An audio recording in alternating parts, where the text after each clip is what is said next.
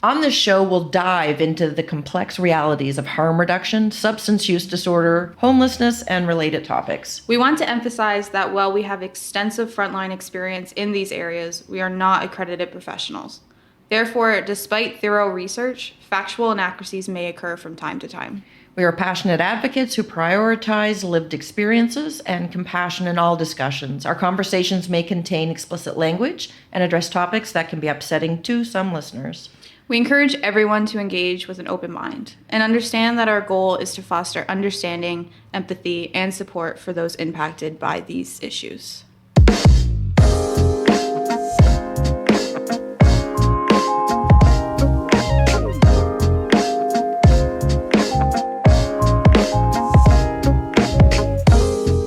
So here's a fun fact. When we were recording the episode last week, or the last episode, Keisha, I said, hello, everyone. Welcome to the Daily Dose. How do you feel about that, looking back? Foolish. I do Foolish. it all the time, too. Hello, everyone. Welcome to A Dose of Reality. My name is Cassandra. And I'm Tanya. And we are back. And we are ready. And we are organized.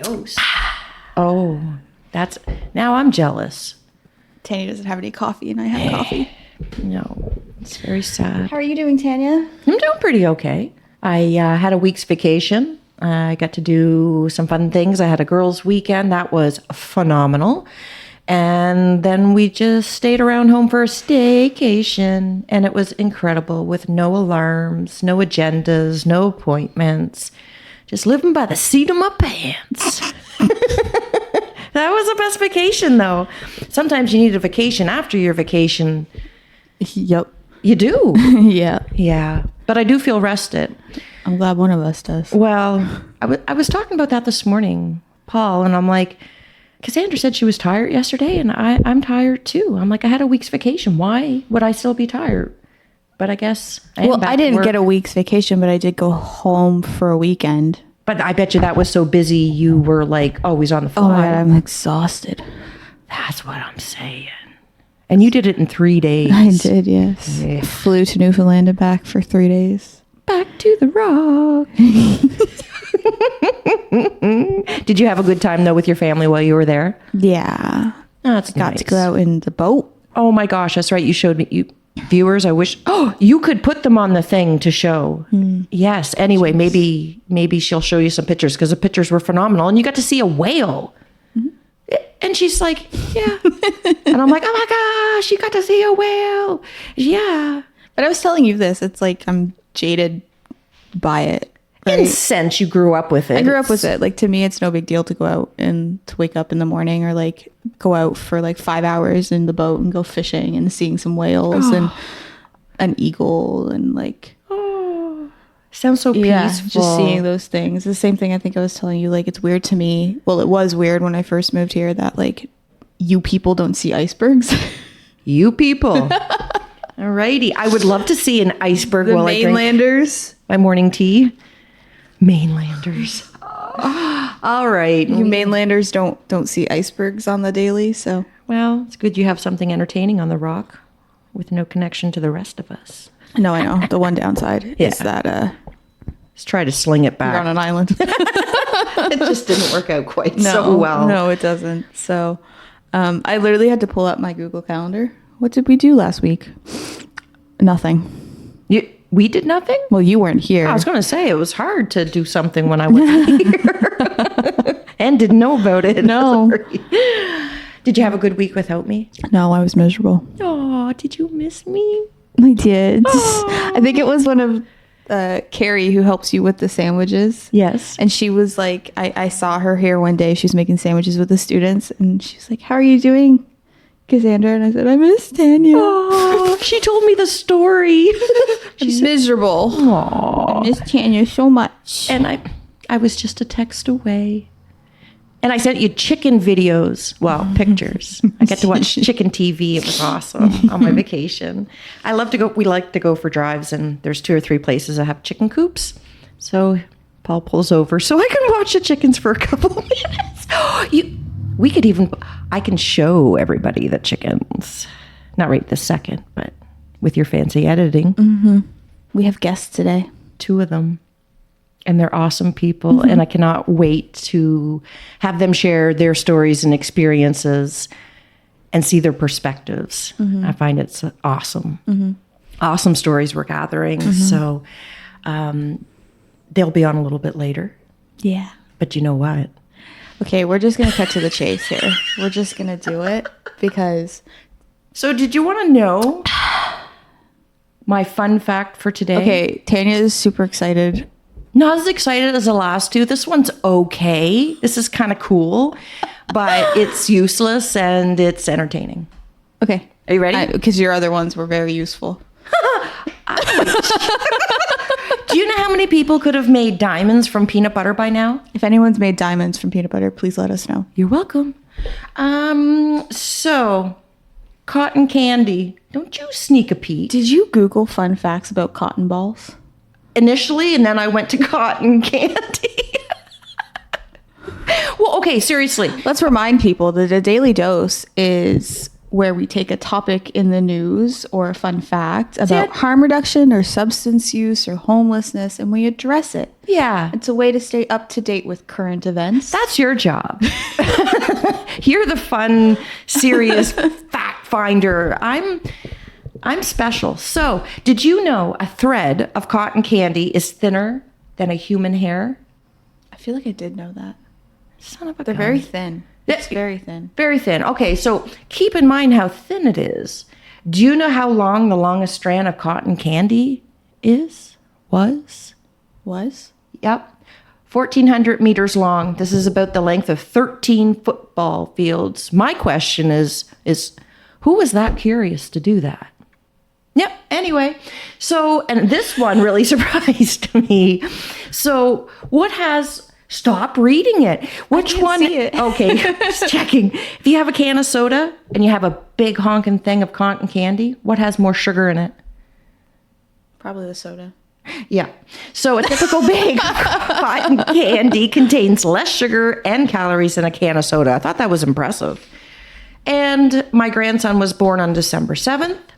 And I found out today that National Cotton Random Candy fact. Day is December 7th. Oh. So I sent like a little picture of it. I mean, Avery, but whatever. Your grandson's not even a year old. He's not going to know what he's looking at. Well, he's going to learn. He'll know what grandma's sending. Anything that's dorky. We just got like 3 facts in one. About cotton candy. Yeah. It's a big day. Can I ask? Yeah. What goes through you? Like when you're like, okay, it's my week. It's my turn to look up a daily dose. Or when I come and say, Tanya, don't forget, it's your turn to do a daily dose. What's your thought process? My thought process, frankly, is to find the most entertaining, fun fact that is unbelievable. Questionable if it's true, but Google says. So what's your go-to Google? What do you Google? I usually punch in fun facts, and then I sit and think about what I want to think about. Read about. Look, it's like my self-care. This is there's a lot up here. Nothing super Can I great. tie this into a relevant thing Most definitely. for you? I'll help you out. Oh dear. You're talking about how much sugar is in cotton candy and soda. Yeah. We could talk about how addictive cotton candy Sugar is. sugar. How addictive sugar is. Actually, it's funny you mention that. The clearest sign of sugar addiction involves consumption of large amounts of food or drinks laden with sugar.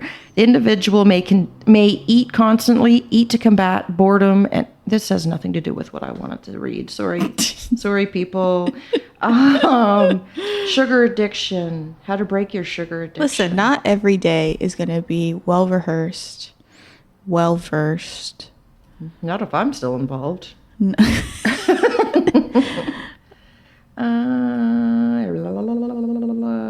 you don't need to.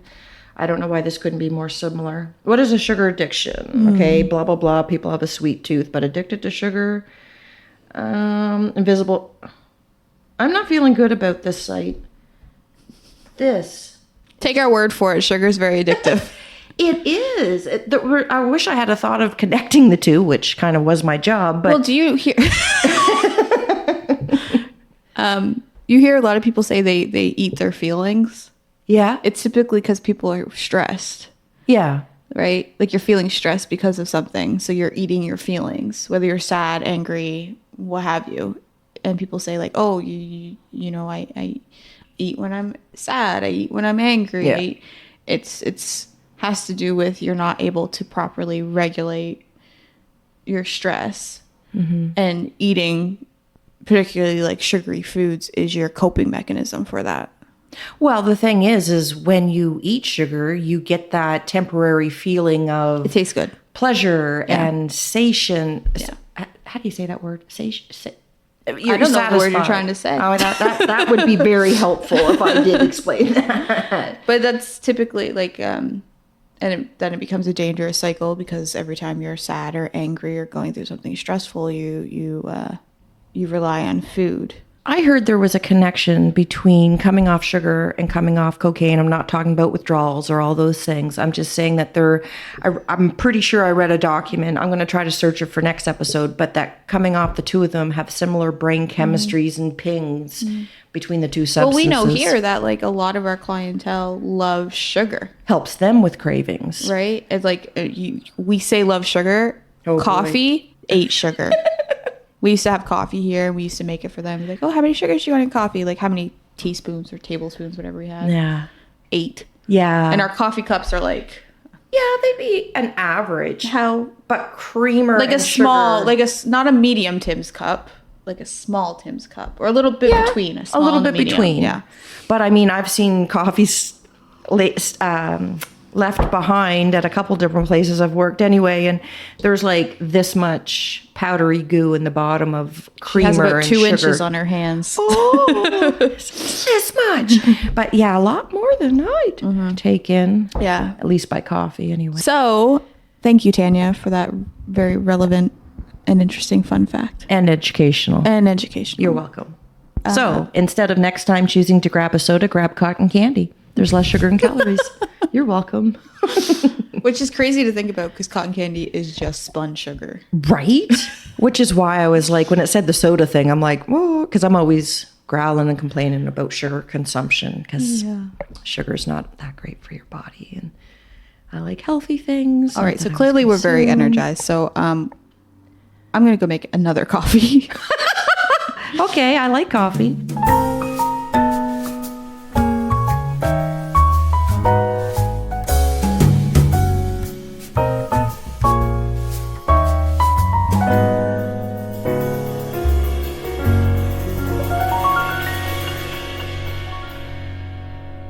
We have guests that have arrived. Would you like to introduce them, Cassandra? Scott and Melissa.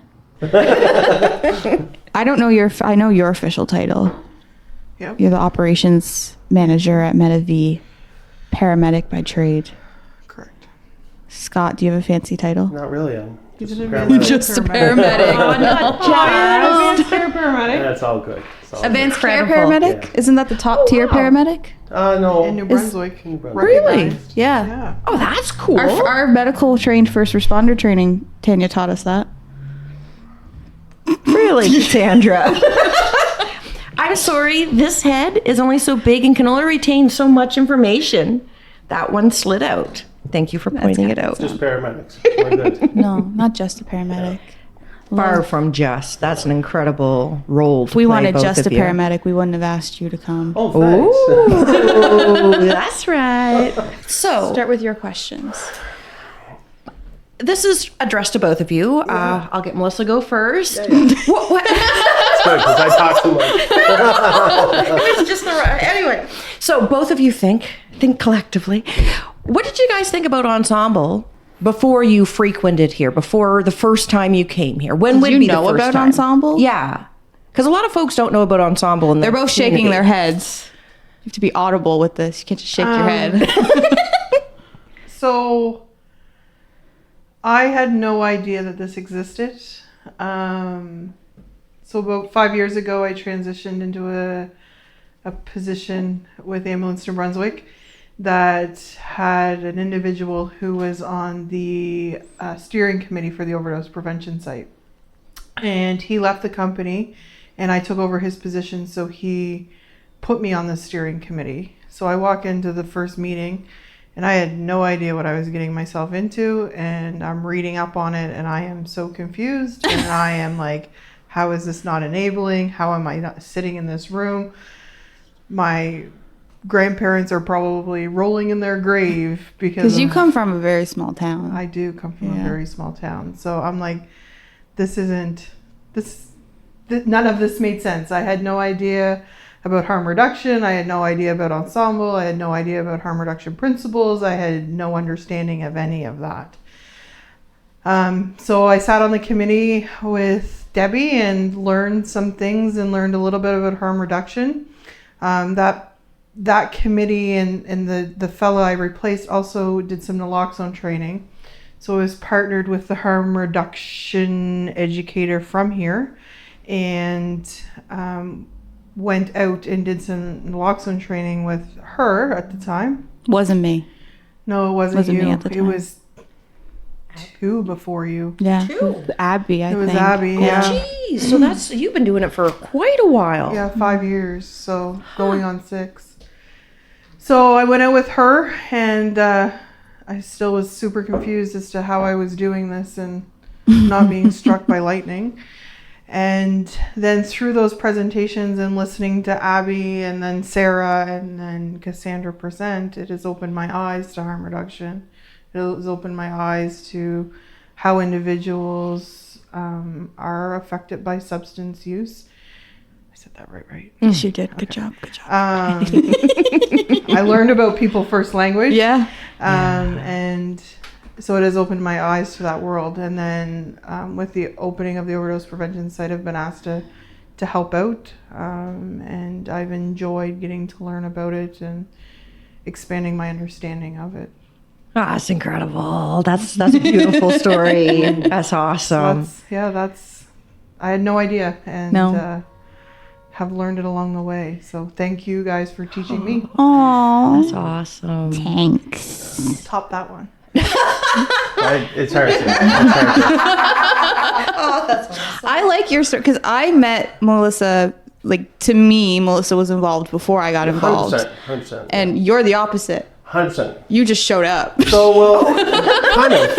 So, No, you got a good story too. Yeah, you That's how do. gotta do it's this. neat, really, because Melissa kind of came through the front door, and I came through the back door. Literally. It's kind of how I describe it, but and it's neat because we, just kind of fast forward. I mean, we used to be partners at work, so just to fast forward a little bit before I kind of tell the story, is that I was able to go to Melissa and say, this happened, and that's what connected me to this place. But how it started, it was a field response. So it was a 911 call to this place. I'd never been here before, heard lots about this place. Obviously bet. responded to lots of people with addictions and mental health issues. And but I found in my world, I was starting to lose a little bit of empathy. You start as a paramedic with a heart of compassion. You want to help people. You want to see people succeed. But unfortunately, in healthcare, sometimes that empathy can wane, and it comes. And I've done a lot of reading and listening to like Brene Brown. She talks about the shame and how we kind of we have sympathy for people instead of actually empathizing with them. Yeah. So what happened is I literally rolled up in the ambulance, sitting in the passenger seat, rolled my eyes and look over at my partner and say, "Here we go again." Yeah. Wow. To a person who was had an infection, was not feeling well, and I noticed. It's okay to say names, I think. Yeah. So I noticed Ashley, who I didn't know at the time, with this person, and she was kind of covering over her, and I thought, is she one of the clients too? I had no idea. Yeah. And she'll probably listen to this later and go, "What?" But I really didn't know what was going on. So I get out of the truck, put on my, smiley face, my normal, what I try to do when I arrive on a scene, and walked up and quickly was able to understand, okay, Ashley is somebody that works here. And she identified as a wellness navigator. And she told me what was going on. And so as I listened to the story, the client had a a septic limb, you know, from an infection. She was feeling weak, you know. I'm like, okay, we'll take her to the hospital. Was kind of that's where we normally go. 911 shows up, you take them to the hospital, and no way did this client want to go to the hospital. So quickly, I had to redirect where we're going, and I was like, well, that doesn't compute. You know, normally call 911. I come, I take you to the hospital, and so with this client. I started to talk to Ashley, and I'm like, you know, tell me a little bit of backstory, a little bit of history. I'm not really clear on, you know, the infection and understanding it. And so Ashley was able to say, you know, it was probably from an injection. You know, at some point she's gotten this infection in her arm, and I just started to feel and see the empathy coming off of Ashley, and to me it was very much infectious. You know, I was like, that was infectious, not the wound, but the the empathy, and I started, something triggered in me, you know, that day. That was almost like, Scott, what's happened to you as a paramedic? Like, where, you know, I worked out a plan with Ashley. We found out, you know, I didn't realize that there was a nurse practitioner available here. I just said, do you have access to a physician or a nurse practitioner? She said, oh, we have one on staff. And so we worked out a health plan for this what I would call a patient, what she would call a client. That she was going to see the nurse practitioner that day, and Stephanie, and she was, you know, we were going to get her antibiotics and start the process. And I was just overwhelmed. And then I just felt like something was triggering inside of me. Like it was, I was like, where did I go from here we go again to this is more like how I was when I started in my job, you know.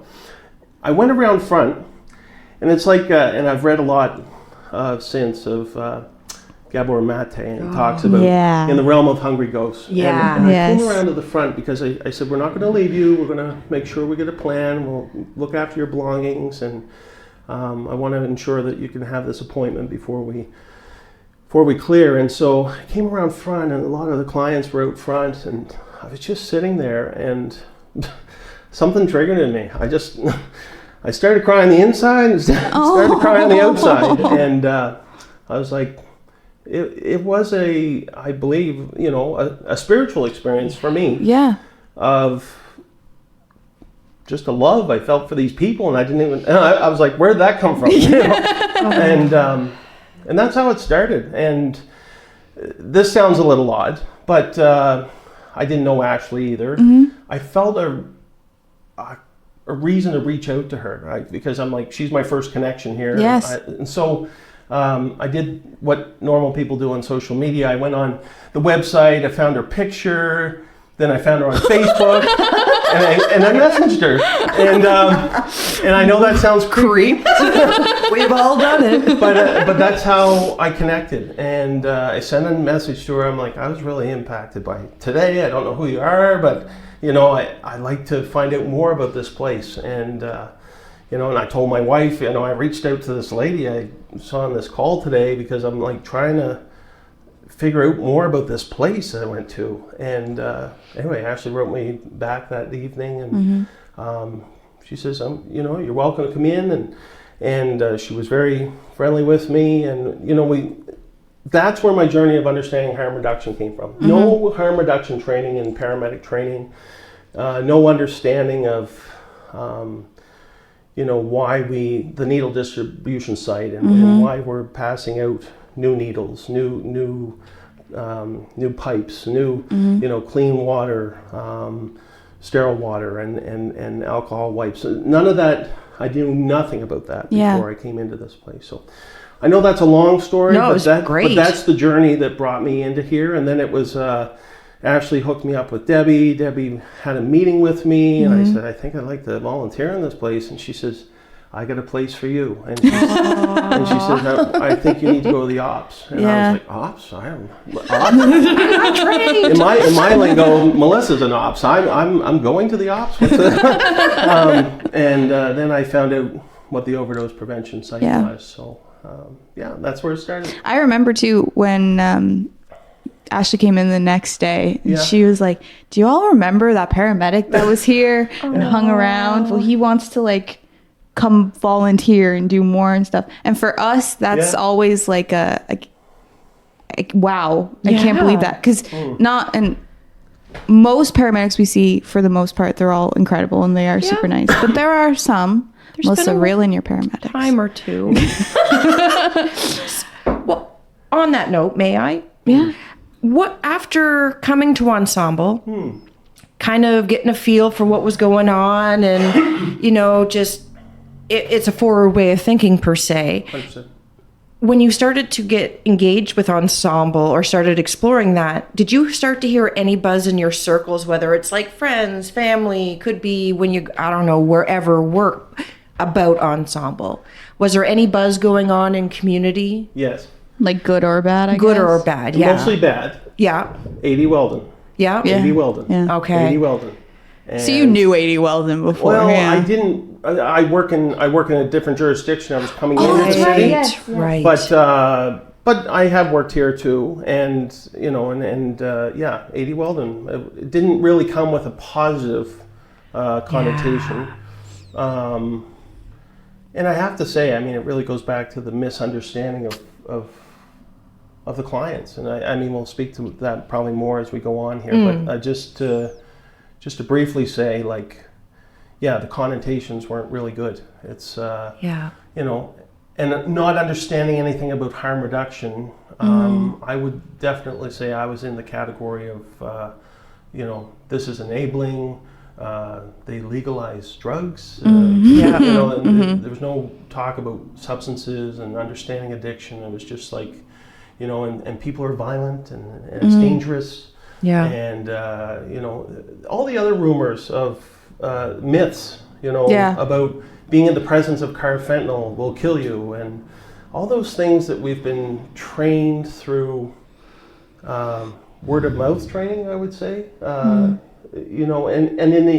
in the vacuum of knowledge in paramedicine, in the vacuum of us being taught things, we receive information from others too, right? So if you see a media pass through on social media about police officers down because they encountered carfentanil, those types of myths get promoted on the internet, and so that's in that vacuum of education.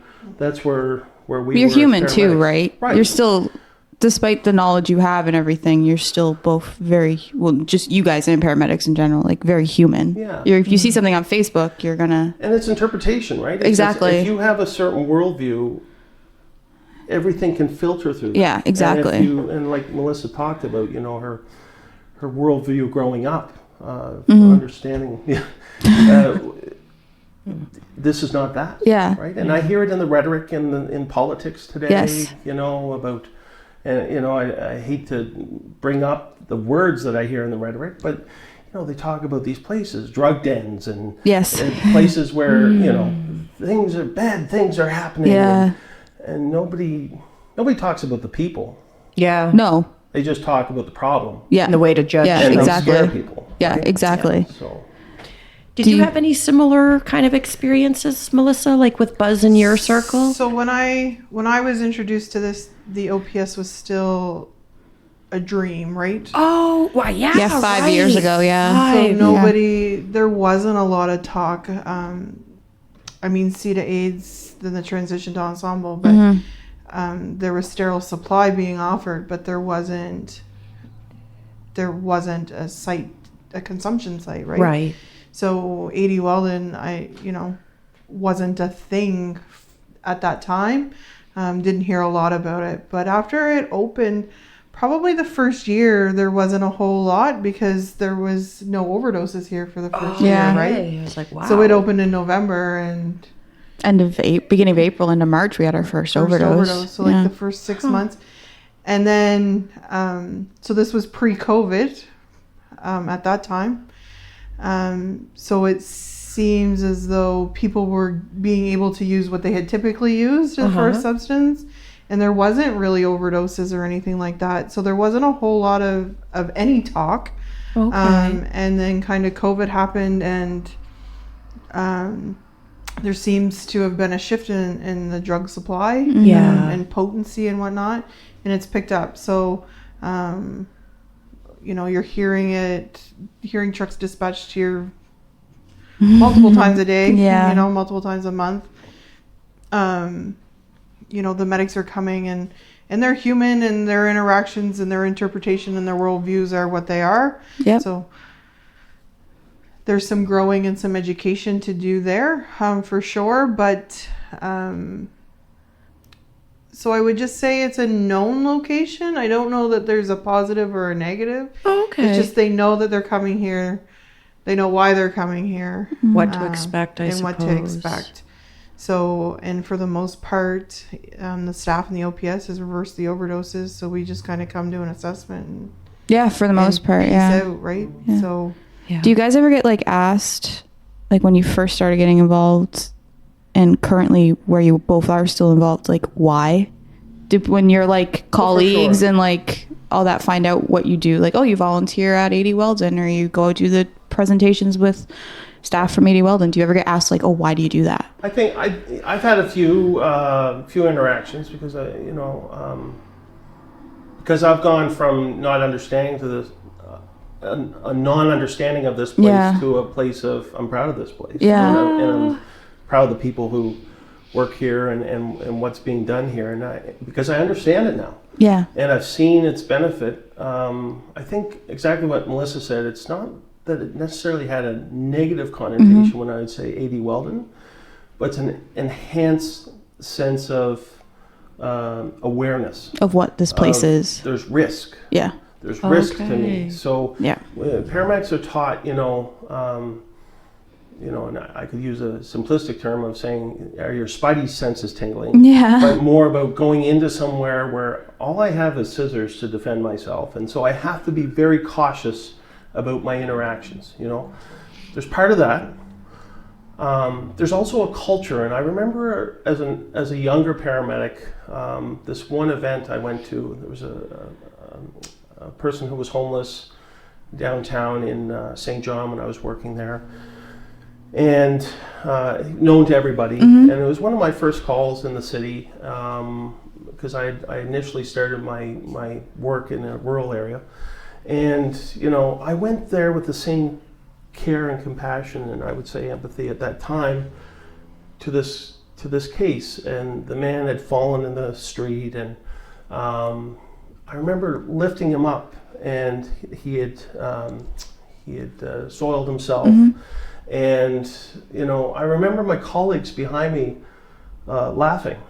And I was like, this isn't funny. I need the stretcher. We need to get this guy to the hospital. And that was a triggering educational point for me. And then at some point, I became that person, right? There was a culture of, rather than face the sadness and understand the sadness and have empathy for the sadness, let's just maybe laugh at it. And let's just, because that defends me. Right? I don't have to feel too much. And I know that sounds really cold and insensitive, but I think... But that's an actual thing, it is. Right? I read, what's it called? Graveyard humor or something? People telling me about it. I was studying it in my class once where psychologists and counselors and paramedics and stuff, they have to... It's either we laugh and we, for lack of better words, joke about these things. Right.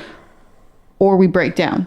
And so sometimes, sometimes we go and we're like, oh my God, I just had this client and this is what happened and this is what they said, and listen to this funny yet terrible thing they told me. Right. So it's either go and unload and laugh about it and joke about it to move on, or carry that with you and go home and just break down. Right. It's a protection for yourself. We call it the dark humor. Yeah, and it is. It's there's many times, it's that experience I talk about, pulling up to the scene and go, here we go again. There's a little bit of, I need to disconnect Yep. from what I'm about to experience. Because if I feel too much, That's a heavy load. it is. However, it's not necessarily healthy in some ways. There's a time and place for everything, and there's a time and place for dark humor. Yeah.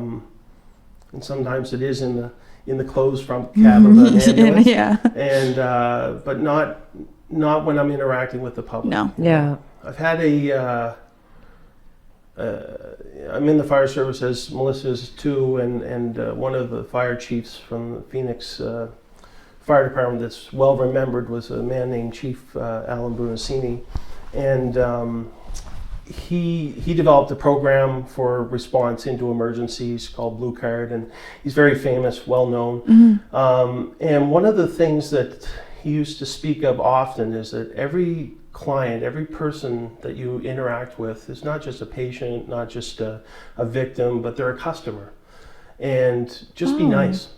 Yeah. Yeah. Just be nice. Yeah. And that's something that when you're tired and exhausted and not wanting to feel anymore, It's Yeah. hard. you have to work to be nice. Yeah. And Yeah. I found I was in that place where I was not as nice as I used to be, or not as where I needed to be. Right. Well, especially too, you know, at the time, if I'm remembering correctly, especially Scott, when you first responded here, you know, we're in a big healthcare services aren't well staffed right now, because I believe when you responded, it was because we didn't have any trucks in the area to respond. Right. So you're already on top of that. You're exhausted from actual workload and being overworked and everything. Right. So it's harder. I'm literally driving almost an hour.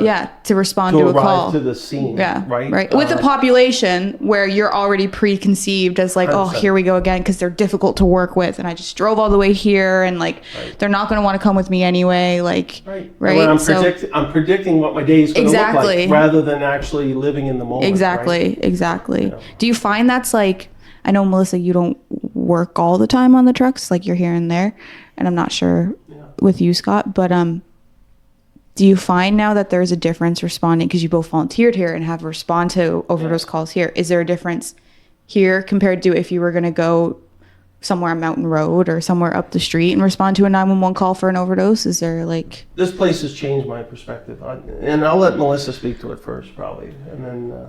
Yeah, so, you know, I still occasionally will work the ambulance. Yeah. So I worked recently, and our first call of the night was here. Oh, no way. Yeah. So anyways, I was excited to see everybody, right? So it's changed my perspective, because I've grown to learn about harm reduction, and I've grown to learn about the clients, and I've grown to understand that, you know, they didn't necessarily make these choices, right? That they were a victim of some sort of trauma, and this is how they're, you know, they made a left turn when some other people may have made a right turn, and that's okay. And we need to service them. They are customers, they are humans, and they need the same respect and empathy as whoever's house, you know, I could walk into the richest person in town and they deserve the same treatment. It's difficult. The stigma is still there. As much as we want to try and break down that stigma and whatnot, but it's still there, it's still present. So I was very fortunate. I had a partner who did some volunteering at one of the shelters. Oh, okay. No way. So we were probably the best crew to show up here, because we both had experience here. So I felt the client was super well taken care of. If it hadn't have been her, I feel like there's some, depending on who you're with, sometimes there's a little bit more buy-in you got to get from the partner, right? But is that difficult, like when you're with someone, but not even just with harm reduction, but in any, like, I mean, we talked about the healthcare crisis, right? Paramedics are tired, doctors are tired, nurses are tired, LPNs are tired, RTs are tired, everybody is tired, right? So it's hard, because it doesn't matter what the call is. Sometimes there's some exhaustion that comes out and frustration that comes out, and it's unfortunate, but it's kind of, it's getting harder to kind of contain, right? Yeah. Because 12-hour shifts are now 14, 16, 18-hour shifts. Whoa. You're doing things that you weren't trained to do, right? So, Yeah. you're standing in a hallway providing nursing care when that's not covered in a paramedic program, right? Where we go, we find, we fix, we take them to the hospital, we go back. And now we're doing things that, we're not necessarily trained to do. Not that we can't do them, but, it's things that we made a decision to go into paramedicine for a reason. We didn't go into nursing. We didn't go into RT. We didn't go to med school. No, that's fair, right? And so we're being tasked with that stuff, or they're being tasked with that stuff on the daily. And so, this is an easy population to get frustrated with because of the stigma and stuff that's out there, I would say. I don't know if I'm fair in saying that, but... Oh, I think so. I think so. And I think too, sometimes what I see, like from my perspective as a worker here, when I see paramedics interact with our clients, there's already, because the paramedics are frustrated because they know the population and they're about to help. Frustrated with and us they're too. frustrated, they don't right? want to deal with us exactly. either, So right? there's like you're already, every party's already frustrated. Yeah, and tired. Right? And tired and previous interactions, right? So Yeah. they may have had somebody who was not kind to them in a healthcare setting, and they have determined that anybody in the healthcare setting is dirt to them, right? Right. So yeah. it's a two-way street, and I think there's a lot we can do to build the street. And I think just remembering that they're customers and remembering that they're human beings and that we're human beings. Like, there are going to be days when we're not going to maybe have all of our patience for them, right? Yeah. Well, again, you said humans. I mean, and when you deal in a population, or not even a population, you guys deal with all the kinds of populations, Right. but you still see life and death. You still see horrific people, not horrific people, sorry, horrific situations for the No, people. probably also horrific people. Okay, so that does happen too. And then you mentioned working between 12 and 18-hour shifts. How are you expected to smile at the 17th hour? Right. You're not dealing with nothing wrong with anybody that does cashier work. I've done it too. But if you're ringing in bread every day, I mean, it's probably low key. Your job is not low key. And then to work 18 hours and then to be happy? Yeah. Oof, that's a big... There's a lot of variables out there, right? Yeah. And new variables that weren't there even 5 years ago. And I think it does come back to there is that element of worldview, and I think I feel like for myself, it was a 180 turn, a slow 180 turn, but a fairly quick in my life span of understanding of this place, and I bring that back to experience. The experience of what I experienced here is what brought that change in me. So from that very first initial that I said really was a spiritual experience for me, that obviously that's impacted, that's included in my worldview. And so, but now it's like I want to spread the news. And so I find myself with my colleagues, hey, let's look at this from a different angle, or let's look at this person. And it's not a judgment, because, I've had multiple conversations with my colleagues in the front cab of the truck, driving, with coffee in hand and saying what happens here, or and not to breach confidentiality. I don't use names, but sometimes I tell the stories of the things I see here because I feel it's relevant to other healthcare providers to hear them. And I'll give you one story that impacted me. That's again just reenacted or re-energized my worldview, I guess. And what that was one day I was here. I was, and in the OPS, and I'll drop the names again. So there's Josue and Nick and Sonny that I was with, and I felt like I was part of the team when I come in. It's high fives and hugs, and it felt like I was in a family. And then so I'm sitting there with them, and I've gotten to know some of the clients at that point by name, and I'm giving them fist bumps when they come in, and I'm glad to be part of their family for a few moments. And I was sitting in the seat, as we do in the OPS, where you just kind of you watch people consume, which for me at first was very difficult because I'm like, that was hard to process. And that's why I say I have patience with people trying to understand that, because it was hard for me. Yeah, for sure. My first weeks of coming here, I would get in my truck and I would cry from here to the end of Barry Mills Road, because I was something was changing in me. Like I was seeing something that I don't understand, right? Yeah. So this one case of what happened to me, one guy called me by my nickname, Tiny, and he says, "Tiny, come over here." And I'm like, okay. And I went over next to the client, sat down beside him, and he started the process, which there is a process as they're preparing their substances. Yep. Preparing the substance, preparing their arm, putting the tourniquet on, which these were all familiar things to me as a paramedic when I'm delivering substances to take away someone's pain. Yeah. So I'm watching that and I'm like, okay, I'm processing. But while he's preparing his substance, while he's preparing his arm, while he's preparing to inject, he starts telling me his life story. And I might get emotional here, but he starts to tell me his life story. He prepares, the needle goes into the vein, he injects, he's still telling me his story. And then he just goes asleep. He goes to sleep and he just puts his head down. He's still breathing. It's my job at that point to watch him to make sure that he doesn't overdose. But I was like, I am in a sacred moment here. Somebody just invited me into their world to hear their worst experiences. And this is sacred. And that's when I realized that this place is sanctuary. It's a safe place. It's sanctuary. Yeah. And we have a responsibility. Yeah, the clinics are coming out, but it's a place where we have a great responsibility to care for people that aren't used to being cared for. Yeah. And that's why I tell people about this place, and that's why I tell, and I'm patient with my colleagues because I am them too. I became cold. I was taught to be cold. I was taught to lose my empathy.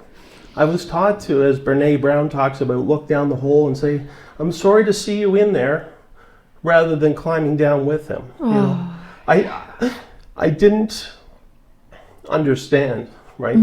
And so we have to be patient with people as they're learning about harm reduction. We can only hope that more and more people understand it, rather than biting onto those rhetoric statements, and the comments that get made to try to promote something. These are real people here, right? The most vulnerable. And anyway, yeah. But it is really, literally this morning, actually, in our staff meeting, we were talking about this. It is when they let you in and they welcome you, like it's very much, it's very special, because I was telling this story this morning about when you had responded. You were here volunteering one day. Yeah. You had responded to an OD that had occurred. You were with the staff responding, and I guess your phone had been left on the chair, and someone, a client had swiped your phone, which is nothing personal. It's their survival. 100%. They see something, a phone especially, it's worth something to them. It's their survival tactic to take it. But other clients, regular clients who were around, found out your phone had got taken, and the next day it showed up. I know. They went out there, in fact, I think all the way out in Dieppe, but they found your phone. Well, I ran into him that night in Sussex at the grocery store, and he told me the story of how his phone was like, and how some of the clients found out. And I said, that phone will be back tomorrow. You said that. He said, do you think? I said, that phone will be back tomorrow. And then he messaged me the next day. His phone came back. But it's because to them, it's so, and to use the word you've been using, Scott, it's so sacred to them that here are paramedics, right? People who, and the healthcare system, the system in general, is not made for our population. It's built on structural stigma and stuff. So, like when we get to students, the med students and stuff come into them, it's like, oh, here are people in healthcare who are willing and accepting Yeah. of what we're going through. So they very much respect that. So I remember telling that story this morning about how that had happened to you, and they were all like, "Oh no, not Scott, not Tiny's phone." But the funny thing about the phone was, and that's where the place that I was at was in a different place than where I would have been maybe even a year before that. Yeah. Was, and I've listened to colleagues, somebody jumped in my truck and stole my lunch, What? and because, there's people that don't have food, right? No, it's just our colleagues have shared. Yeah. Yeah. Oh, So they've left their truck unlocked and somebody came in and got that's their, on got them. their food, right? But, for me that day with Don't the phone, leave the truck unlocked. the day with the phone was, I didn't even care about the phone. And me and my privilege, Yeah. I left here, I went to Superstore, and within 3 hours I had a new phone. iPhone. Yeah. That's my privilege. yeah. And these people don't live with that privilege, right? And what I mean is, I don't mean these people as a group over there. What I mean is, we see the people here so often who have nothing, and even more gets taken away from them. They have nothing, and they and then somebody takes from them. Why should I be any different? Yeah. So it really didn't. I learned from them. I have to be more cautious. Put the phone on my belt or whatever. But it also shows how respected you are here, and like the same thing. 100%, Like when people ask me, "Do you ever feel scared? Like, are you ever scared to wear?" No. Come for one, try to swing at me and try to take a punch, and also you'll see what happens. Yeah. Right? Like I'm the most protected person here, and the whole staff is. Like we're very. Oh yeah. I feel that too, Right? and the person that brought the phone back to me, if you could have seen the smile on their face, it was, recently I saw some success story with that very person, and I was so happy. Yeah. He's doing very well. Yeah. So perspective. Yeah. It's really about perspective. If I can speak to one other thing on perspective as paramedics, one of the things we're trained in is with overdose is to reverse it. We're told to reverse it slowly so that you don't get hurt. Okay. But not anything about the patient. It's more about just slowly reverse it so that, enough that you help them to breathe, but you don't want them fully wake up because they'll punch you in the face. That's kind of the education story that's been passed down with overdoses. And so I don't think I'm wrong there, Melissa, probably. No, you're right. Right. I remember sitting in school and learning about it, and it was be careful because they're going to wake up swinging, and I mean, the cautious. odd person may be 100%. disgruntled or whatever. And not to cut Scott off, so I'll let him finish in just a sec. But usually it's because they're hypoxic. Their brain hasn't had enough oxygen. So just like when we go in and we wake up somebody, or when somebody who has had a seizure wakes up, they can sometimes be violent because their brain hasn't had enough oxygen. Just like when we go up and go in and wake a diabetic up whose sugars are really low. Right. The brain loves sugar and oxygen. They haven't had enough sugar. So sometimes when you wake them up, they're a little bit violent. So these folks who have overdosed haven't had enough oxygen. They're not breathing effectively. So you wake them up. You're waking up an oxygen deprived brain.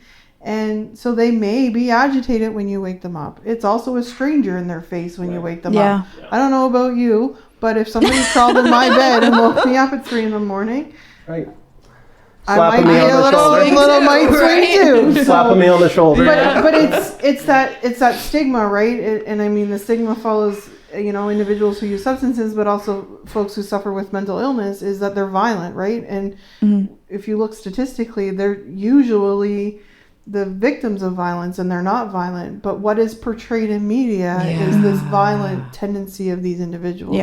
So, as a society, we have been taught and we have learned to believe that they are violent, but it's all because of what's portrayed, right? We don't hear about the 44-year-old who has been victim of abuse and violence, and is sitting in the corner crying. We're hearing about the guy on the Greyhound bus who's chopped Buddy's head off, right? Right, yeah. So it's what we're hearing, and that has has impacted us as a society. Yeah. But to go back to perspective, Scott. Well, sorry. yeah, and that fits completely. Like where I'm going is the idea of the whole idea of we have an understanding of that.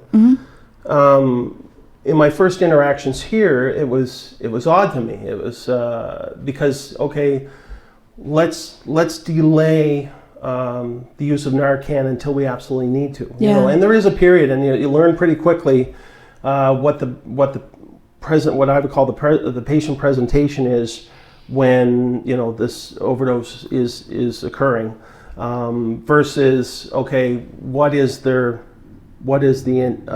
clinical course of using the substance. And so that initial what we're trained is Narcan them. What I was learning here was okay, Let's watch them. be judicious, be slow. And I had this one experience with one client.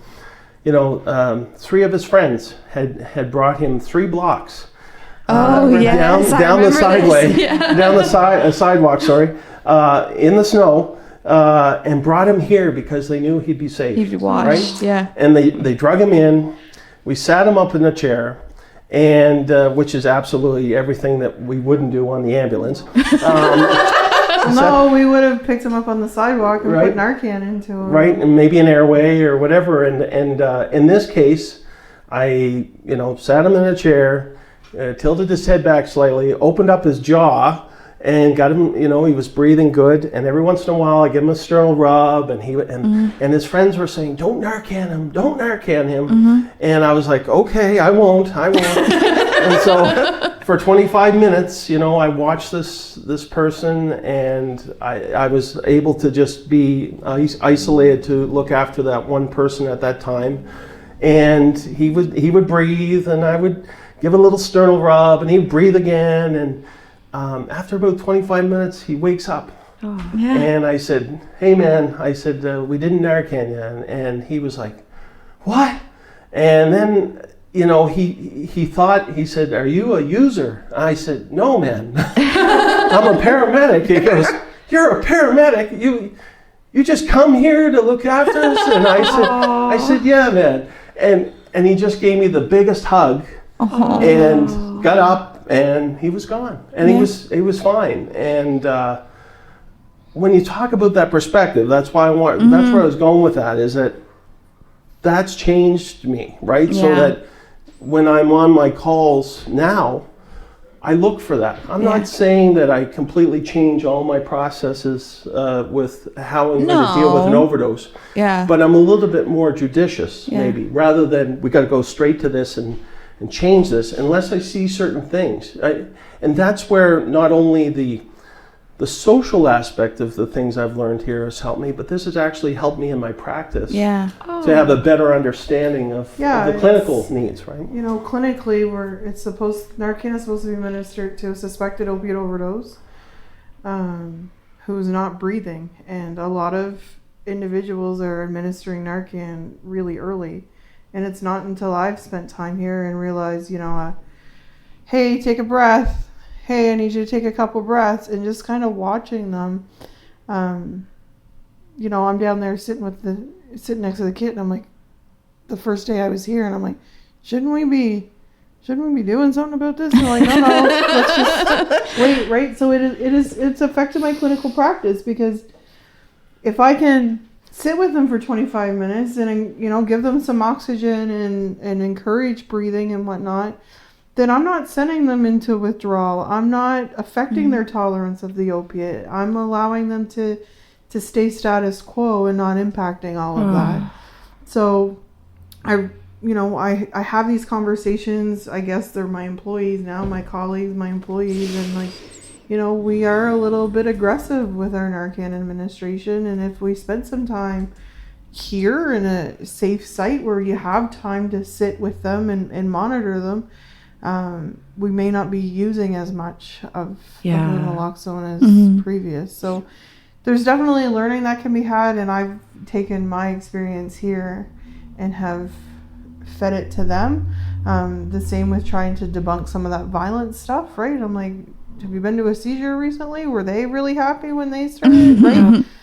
just to kind of go back to that point, and you know, so you start to open eyes, and I mean, we're just kind of two voices. Two incredible voices, I might add.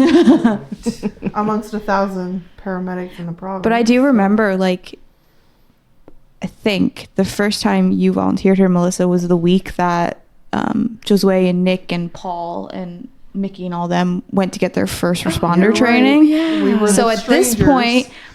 point, what I find so interesting is, like, you had gone already with Abby, with Sarah, with me, and done tons of naloxone trainings. Right. So I've heard, like, word to mouth, or like heard like me talk about responding to overdoses, educating other like shelter staff and stuff on how to respond to overdoses.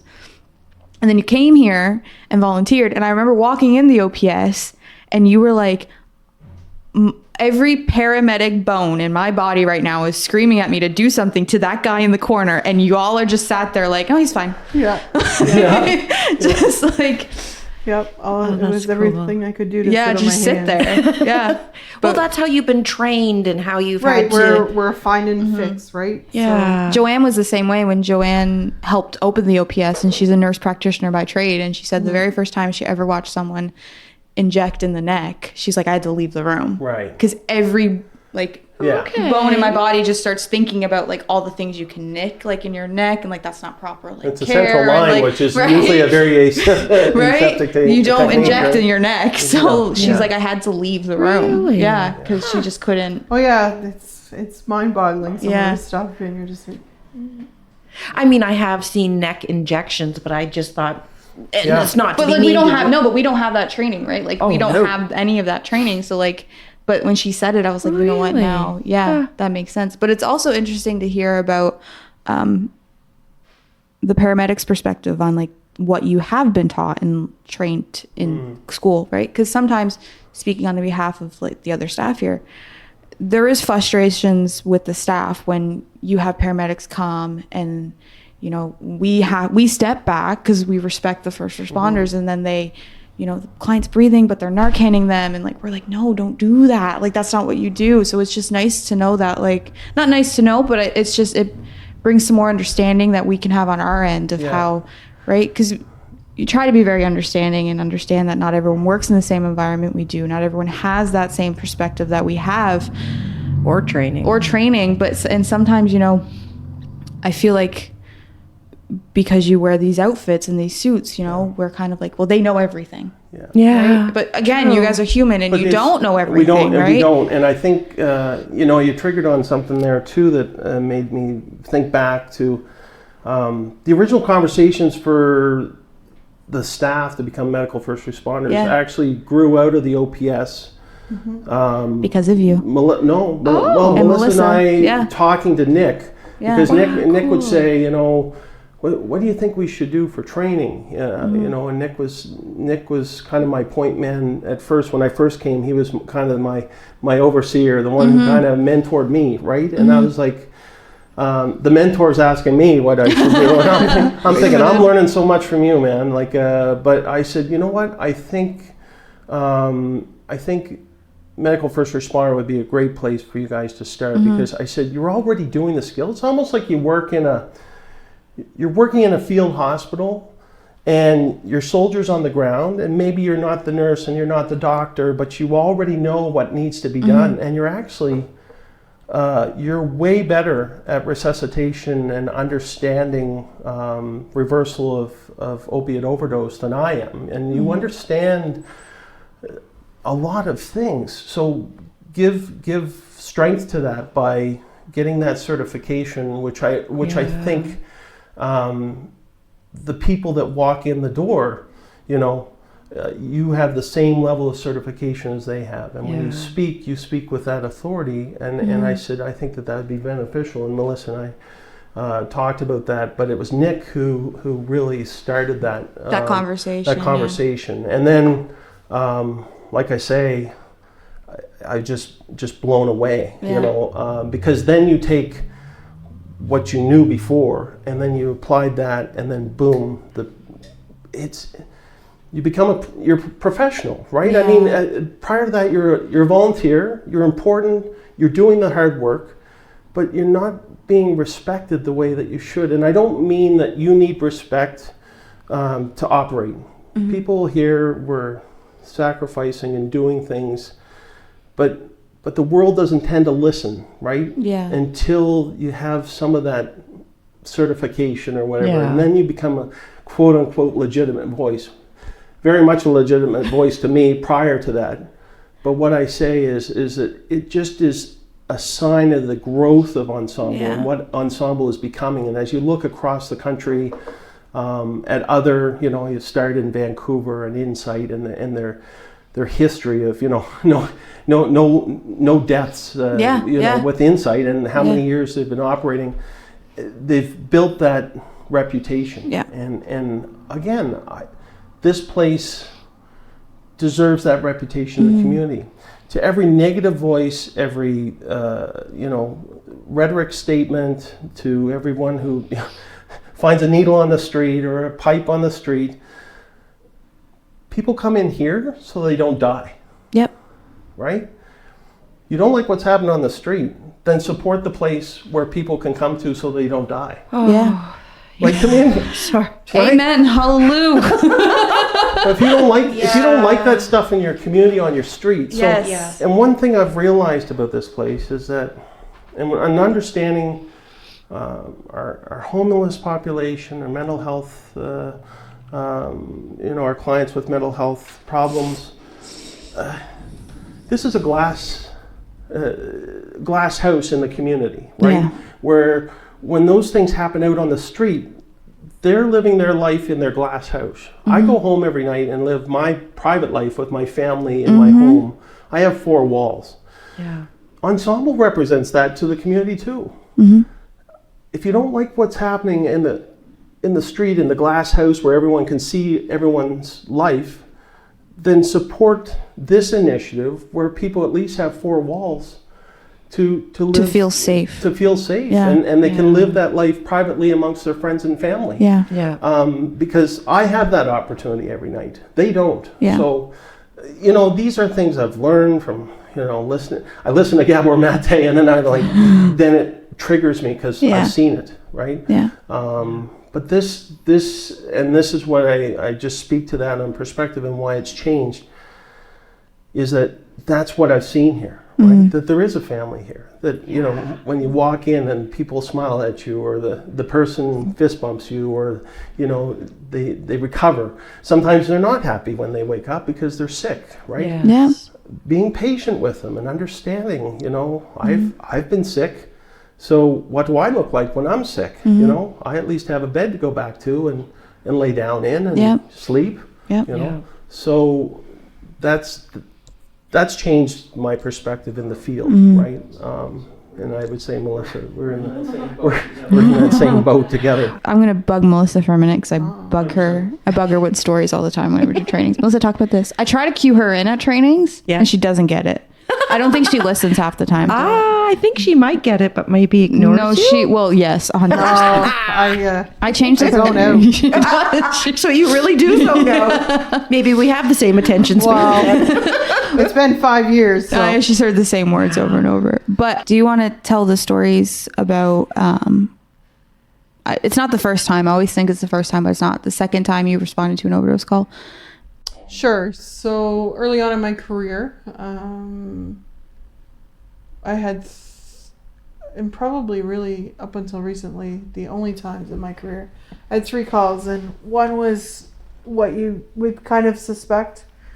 The second time that I went on a call, it was an elderly lady.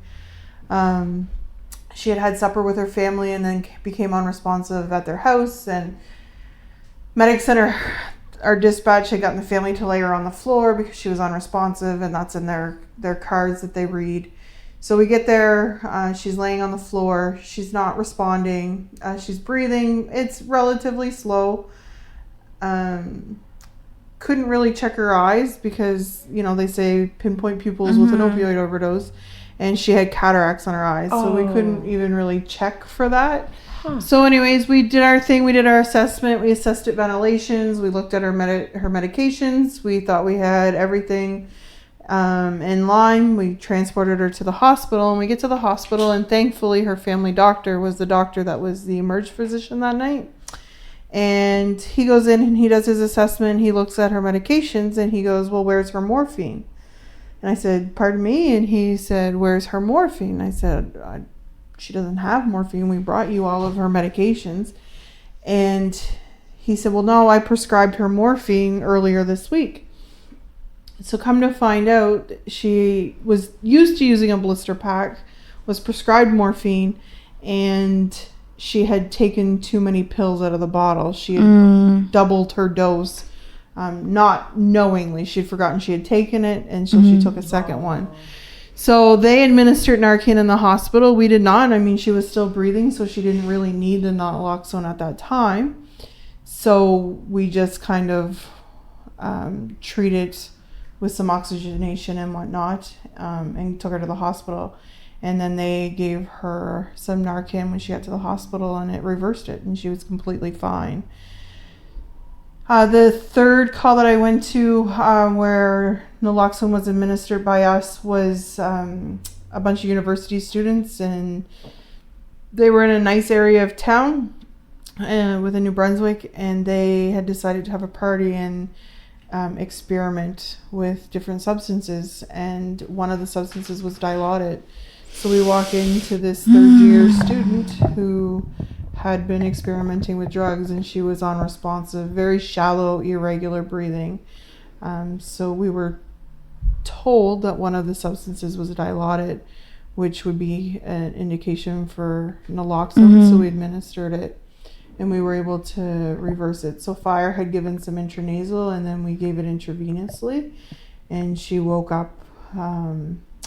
We reassured her, told her what was going on, talked to her, and woke up as we were extricating her from the house. So all of that to say, it's not just folks who are on house that are using substances. It can be anybody from any walk of life. Well, I think there's a Debbie goes around saying this statistic, and I don't even know where Debbie got it, but I'm sure she got it from a credible source. I'll just repeat it. We will just repeat it. Like, only 10% of substance use is not problematic, but like substance use disorder. Right. The other 90% is recreational. Oh, right. Okay. So like people who are just Friday night want to like get high on a Friday night. So with that 90-10 of the 10, it doesn't necessarily mean all homeless people. Either, No. I just wanted to. There is a big correlation between people who use substances and are homeless, but it's not like not everyone who uses. They're usually not homeless when they start using. Yeah. They usually become homeless because they're trying to find their next fix, and financially they end up in trouble. It's like how gambling, a lot of people lose their homes because of gambling, because they're gambling everything they got. It's the same thing, right? You need money.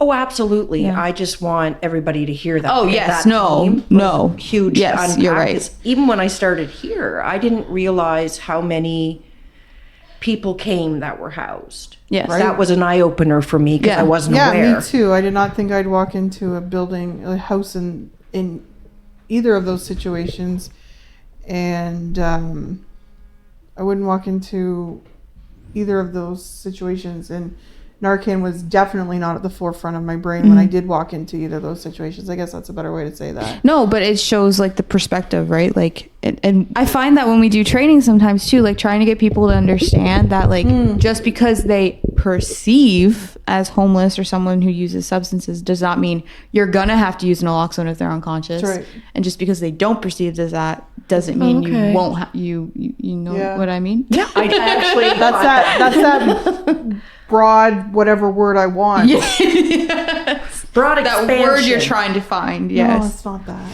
Broad walls. But do you think, because An open mind. You need to keep an open mind. That's what you meant. Okay. You found it.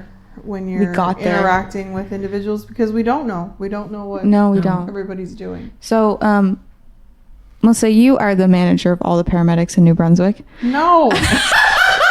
I totally believed us. I am not. Wow. She's a And it's manager. only temporary. She too, manages something. Yeah, it's just a temporary assignment. So what are you going to do when it becomes... I'll go back to quality assurance. What's that mean?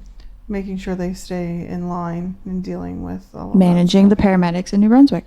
Oh, So I do deal with all of the paramedics. Yes. In that role. This role I do not.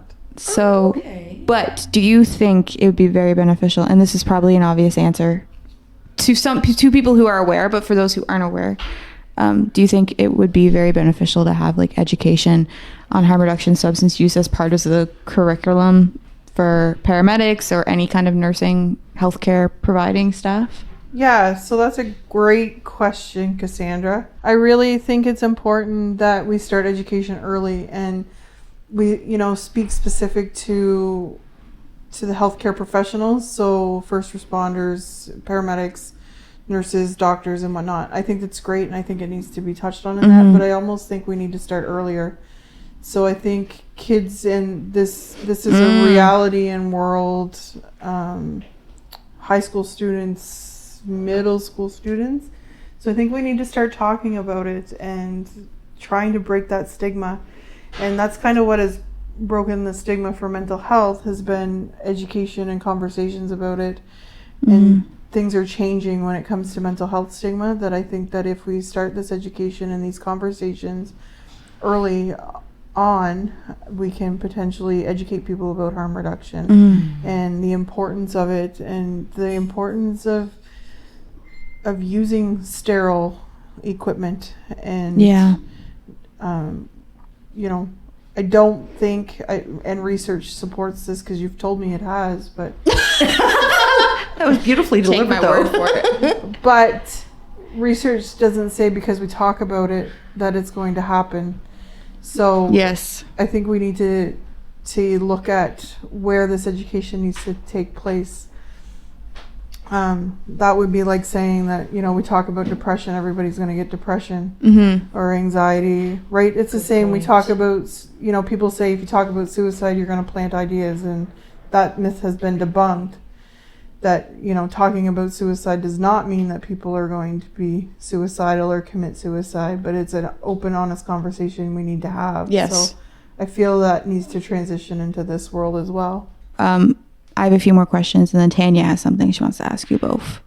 But my question is, what are some of the biggest challenges and barriers you encounter when trying to provide effective care to individuals with substance use disorder? So I think it goes back to what I talked about before, about empathy, about one of the barriers as a healthcare worker, we can become sympathetic and lose our empathy. Yeah. So I just did something. I just stepped out for a minute because my parking was causing an issue. And I'm currently breaking the law.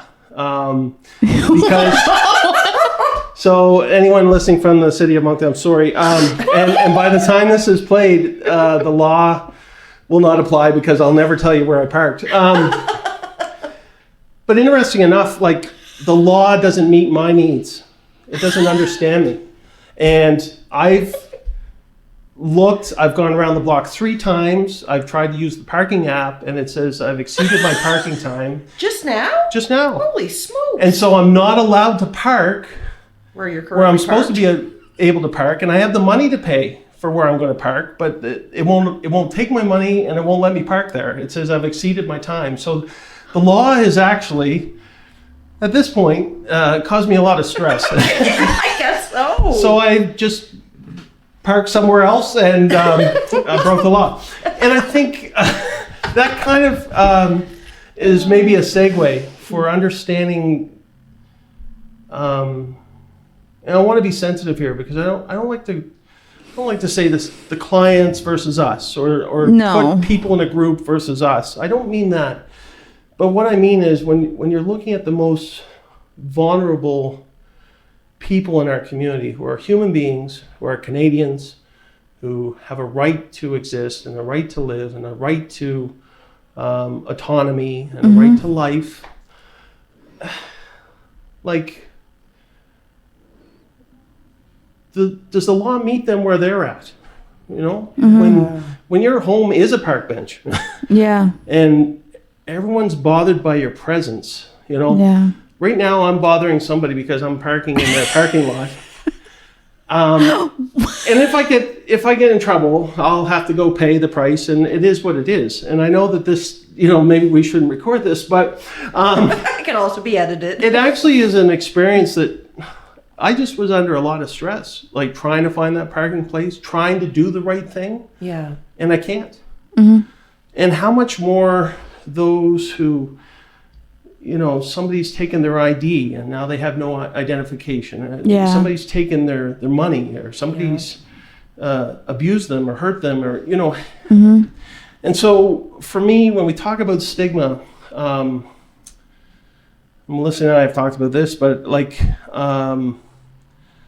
we're both mental health trainers. I don't know if, within our company, we train our colleagues as mental health peers, and we're responsible. Yeah. So we're responsible for talking about stigma. We're responsible for talking about mental health, and a lot of it's related to the job we see and the trauma we experience and the trauma that our colleagues might see, and how they respond to that trauma, and what are healthy ways to deal with that. And I think a disconnect for me prior to some of my experience here was understanding that the clients that come into this place have experienced trauma, who have mental health problems, who have stigma applied on them, and I wasn't putting the two together because our worlds are different, and I might have expressed this earlier, but I say it again, like I was brought up, my grandmother saying, walk a mile in another person's shoes, right?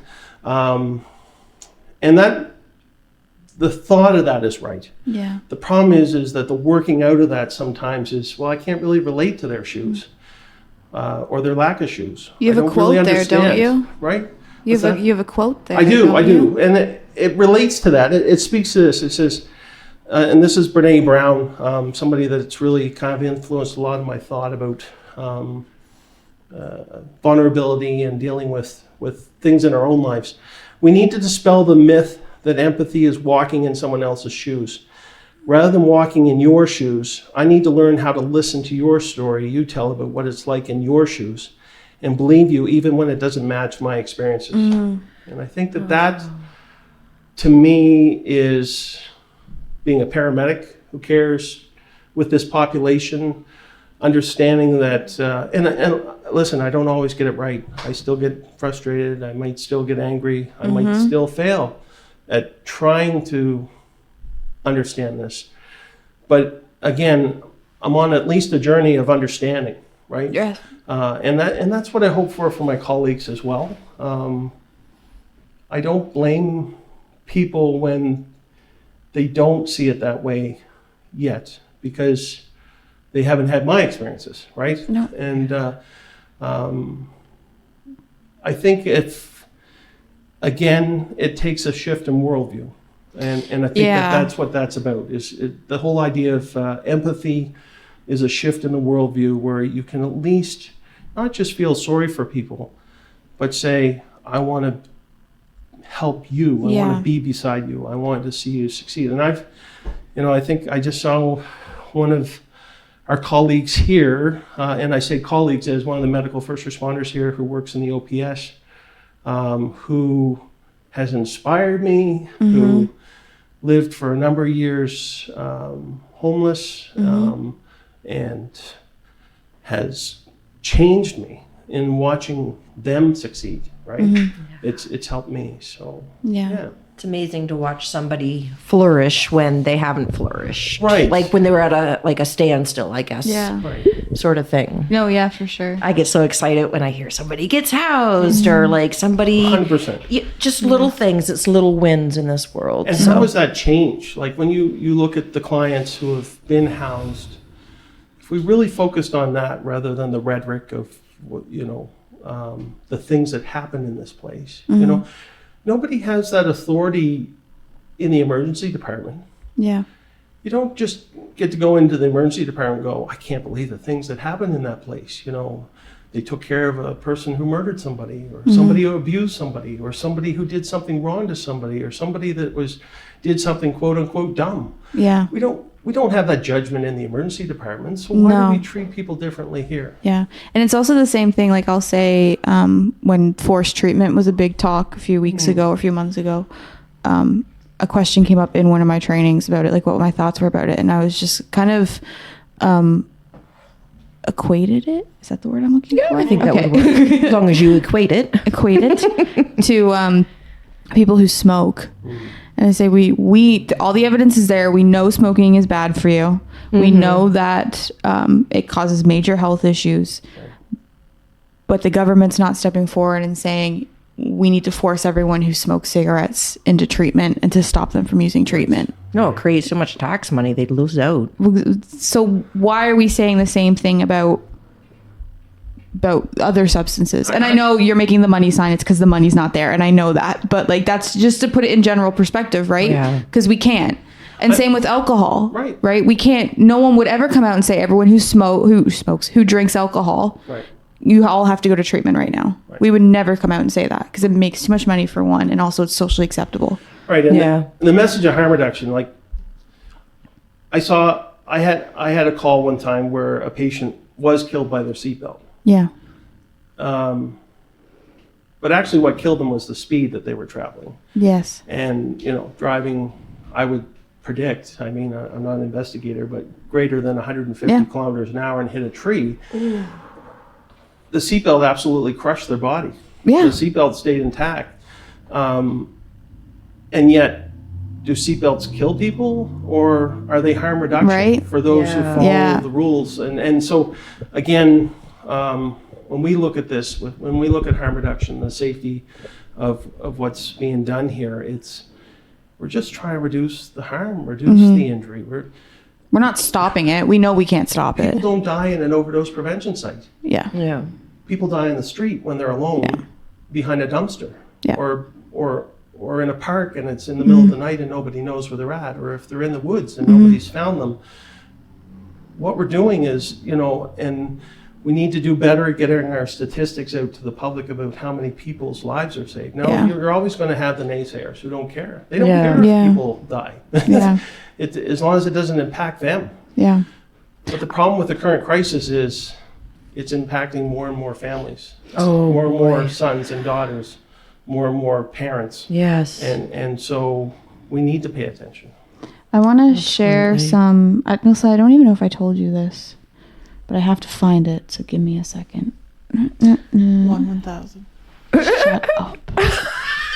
Be kind. I love I don't know how to be kind. I can feel it. I know you're giving it to me. Well, you can give it back too. I've seen it. Oh, found it. So I got this. This was sent to me from someone. So basically, I didn't know you could do this. I didn't know you could go get this information, but you can just like request a right to information from things for things. Yeah. So this one's from Ambulance New Brunswick. And it talks about the length of paramedic calls in response to overdoses at 80 Weldon Street compared to the greater Moncton area. Right. So, and I don't know if you know this data, maybe, I don't know. Sadly, I don't think I do. So it goes back to 2019. Our overdose prevention site wasn't open in 2019. And then it goes month by month up until April 2024. But like, I'll give you a date, like in December 2023, in the greater Moncton area, there were 153 overdose calls in the greater Moncton area, with an average of about an hour spent on the call. Here, there were 5, average 20 minutes. Right. Right?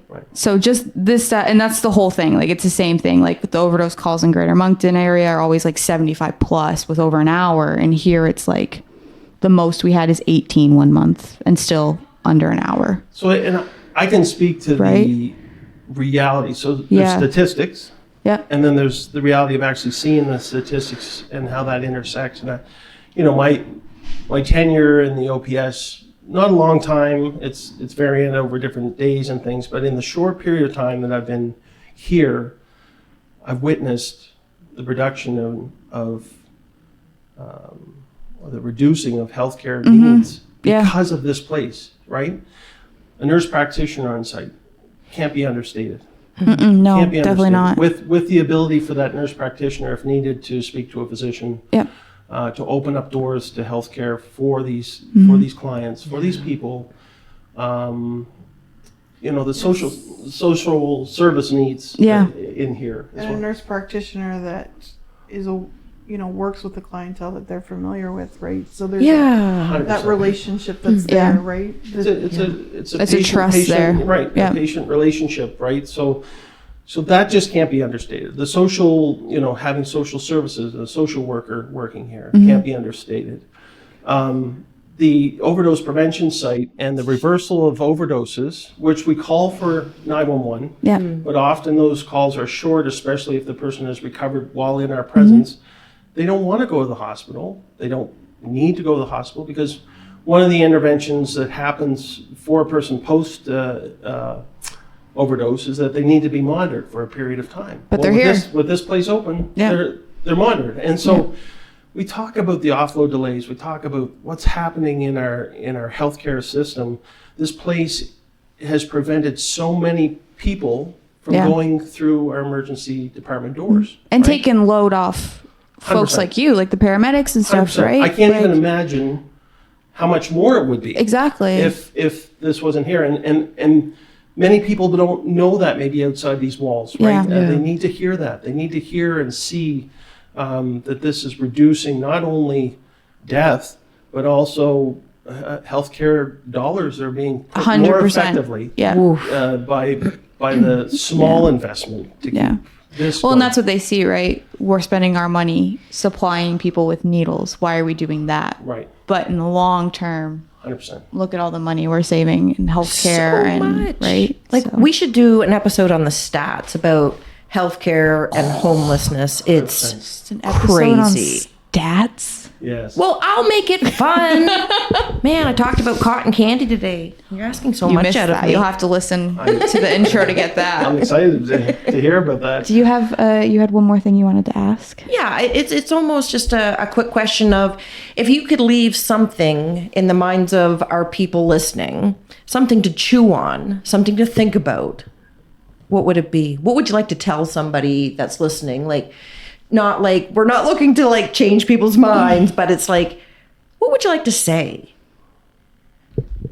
So I think I'll take that one first, Scott, because then you can't steal it. The universe is mine. You can tell we were partners. We start to think alike and talk alike. But I really, with how I, we talked initially about my journey here, right? So kind of assigned to it because of the role I took with my job with Ambulance New Brunswick, and then the learning that I've done and watching the OPS be open and the opportunity to volunteer there, as well as my professional career. I think the biggest thing we need to remember is that these folks are human and their trajectory in life has led them here, but it doesn't have to be the end.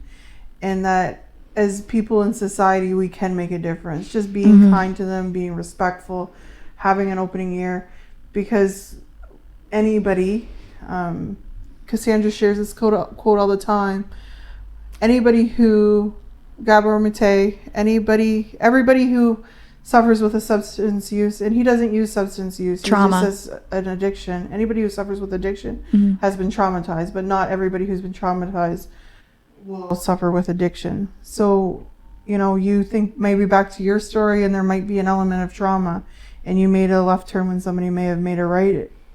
That's lucky for you. You may have had coping mechanisms and support systems that other individuals may not have had. So Yeah. we just need to be mindful that these are humans. They have a story, and we need to be there alongside of their journey, and life is a journey. So just to be patient with them. Yeah. Thank you. That was awesome. Scott, top that. You already topped my first one. So. I've had two things happen in my life. One, I've experienced failure in my workplace where I've failed at my job.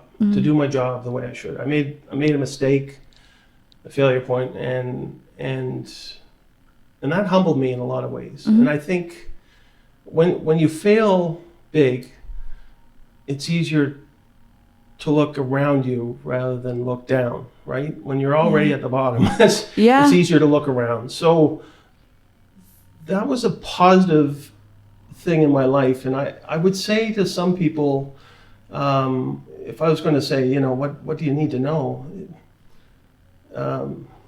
You might need to be humbled to understand. The other thing is that, in my job, I've been doing this. I started as a volunteer in 1995.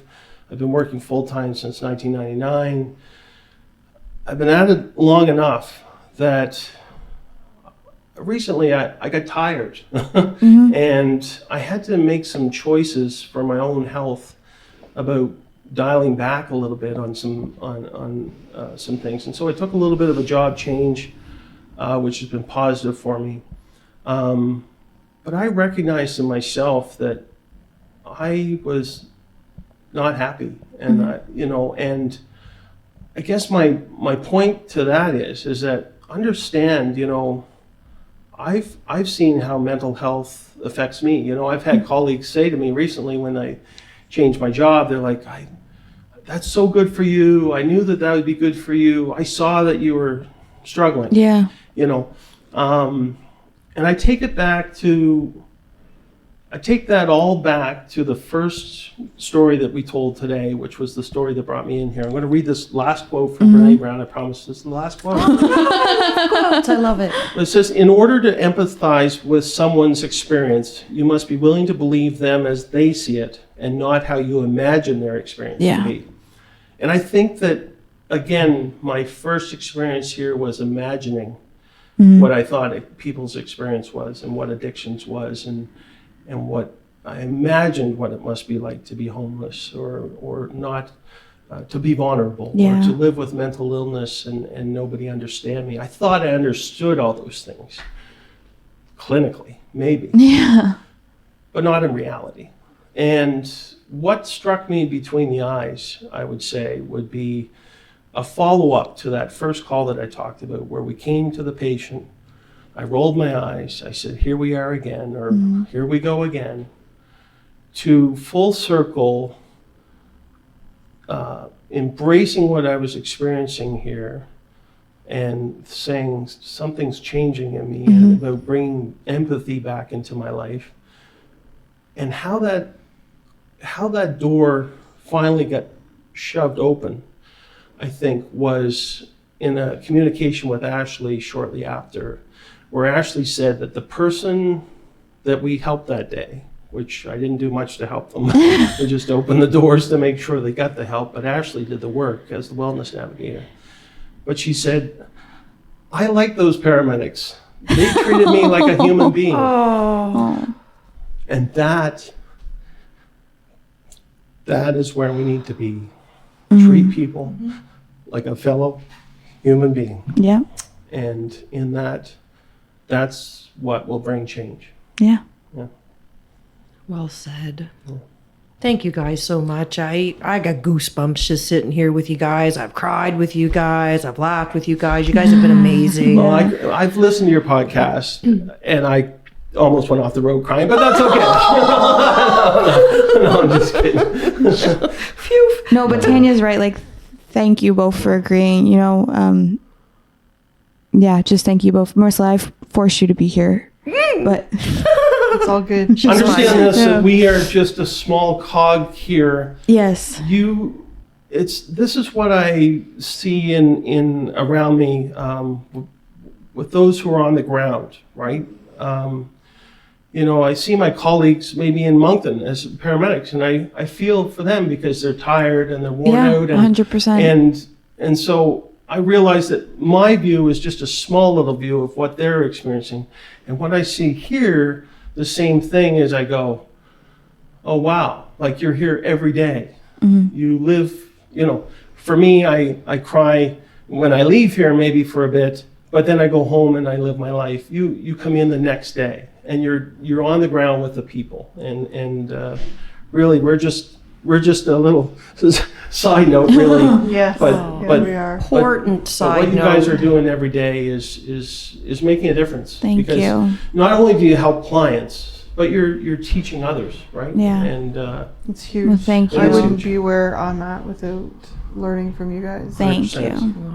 Oh, you're making me cry again. yeah. But honestly, so it's excited.